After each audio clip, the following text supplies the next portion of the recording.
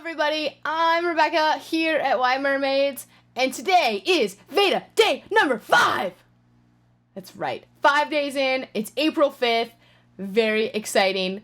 Some very brief, quick things. My voice is still like raspy and deep, and I guess you could say sexy for some of you. The deep, sexy voice, it's deep. I don't know. I think it's sinuses. It's annoying is what it is. But also, if you are used to watching my channel, then you'll notice something different behind me, aka the big giant white bookcase. I got a new bookcase! Woo! My other one was completely overflowing with books, like ridiculously bad. So I got a new one. It was like $30 or $25 at Target, so it's really cheap. I mean, and cheaply made as well. Like, I had to put it together. Yeah. But it's okay. Like, it holds the books. It holds the books. So, I haven't organized them yet. I need to do that. Like, I need to figure out how I want to organize them. I've been putting it off. But I do have a bookshelf. Yay! So, like, it's also prettier behind me now. There's not, like, big, blank, boring brown wall. That's a lot of B's. That's alliteration right there. Taught you something.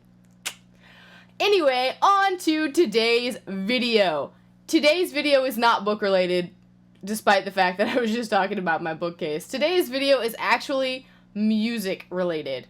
I, as most people, am a big fan of music. I, in general, listen to all types of music. Pretty much anything, I'll listen to it. I don't necessarily like everything. I don't really like hardcore anything. So if it's too much screaming, I don't like it, and if it's too much, like, heavy rap, I don't really like that either. But generally everything else, like, I'll give it a go. I wasn't really a fan of post-hardcore, like, the screaming singing, until I started dating my fiancé, because he's in a band, and that's, like, the genre that he plays. So I kind of had to get used to it, and now there's some of it that I really, really, really like. There's also some of it that I'm like, oh, can we please turn it off and put something new on? Cool, thanks. So I'll pretty much listen to anything, but today I'm going to talk to you about my top 10 influential albums. So all the albums that have kind of influenced me both in music and in my life. So let's start at the beginning of my musical journey, and we'll continue on. So the first one I'm going to do is the Beach Boys' Still Cruising. I'm not sure if this is the first album I ever got, or if it was Billy Ray Cyrus's Achy Breaky Heart. So we're going to forget that Achy Breaky Heart exists, because that's a low point of my life, and we're just going to go with the Beach Boys' Still Cruising. I think this was like a remix album. I'm not really sure, but it had, like, I Get Around and California Girls and their version of Wipeout, and I really, really, really loved it. Like, I played it all the time. I actually had a cassette tape of it first, and then I went and got the CD as well, or I stole it from my dad, I think is actually what happened. So, because I really, really, really enjoyed it. So that one kind of defined that early age of music for me. The second one, and the one you're probably most expecting, is Hanson's Middle of Nowhere. This came out in 1997, and I was in love. I was in love with Zach Hanson. I started playing drums because of Zach Hanson. He's still, like, my first love. I've seen them, I think, 7 times in concert. I've met them twice, I want to say, or 3 times. I've done, like, the Barefoot Walk with them. So, I mean, I have been in love with this band for 18 years.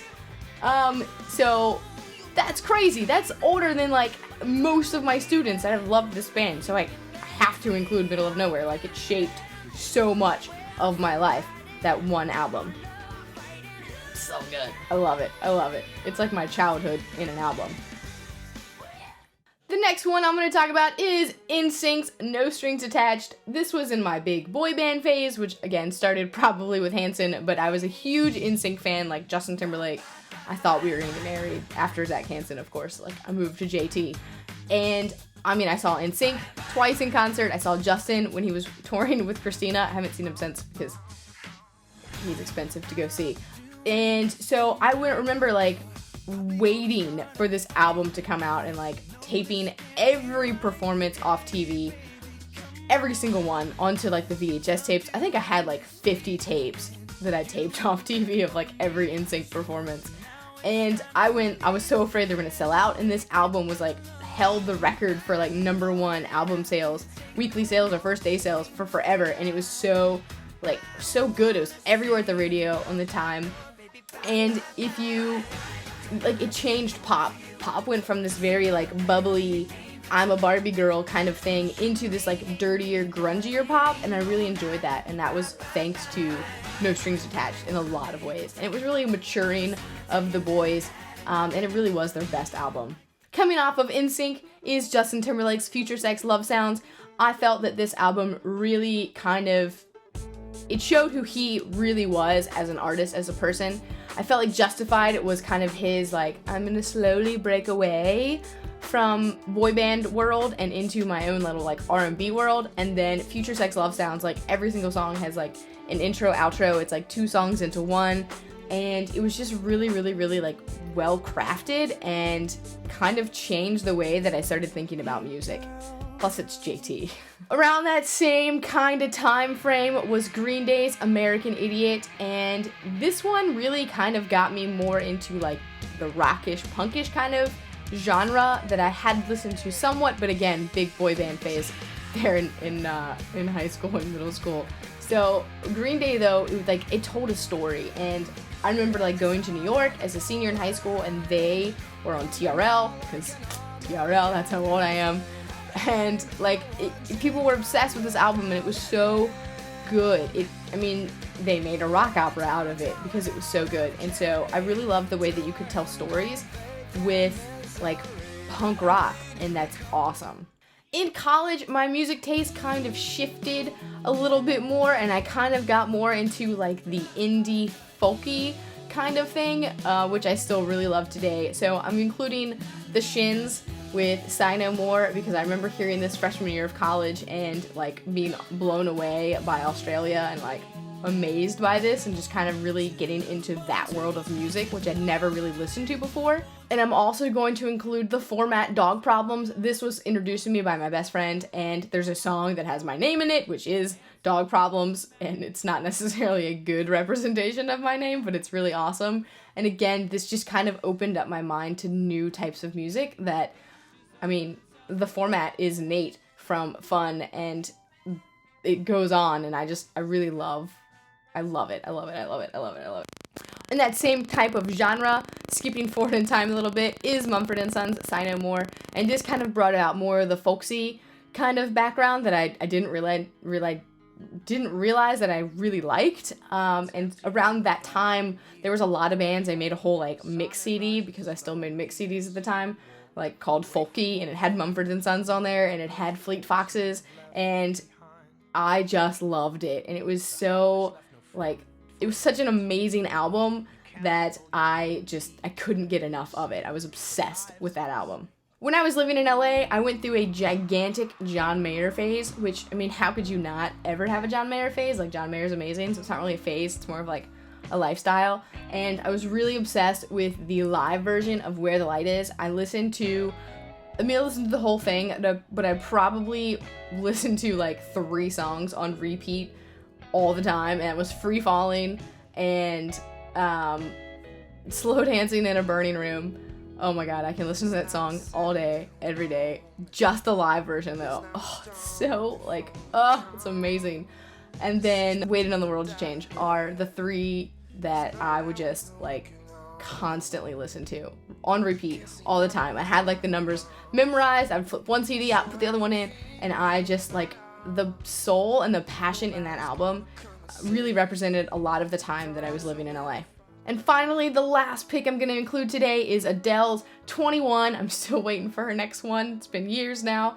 And that one was just so full of sorrow and passion that it was so beautiful. She has such a beautiful voice. And if you notice, pretty much every other person on this list is a guy. And Adele, that's really wrong of me, but I don't know. But Adele's voice is just so beautiful and passionate, and she really can evoke so much emotion with just her voice and her songs, and I just fell in love with that album as much as I did with all the other ones. Oh man. Just, whew.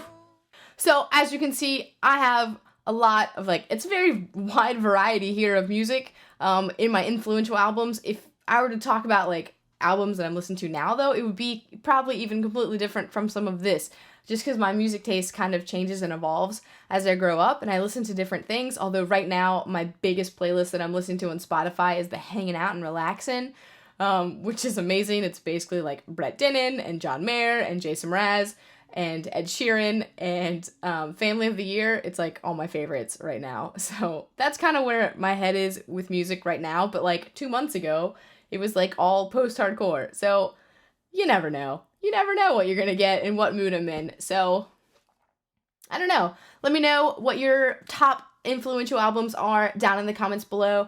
And yay for VEDA number 5. VEDA number 5. That's right. Number 5. Cinco. Cinco! Anyway, that's it for me. I'll see you tomorrow.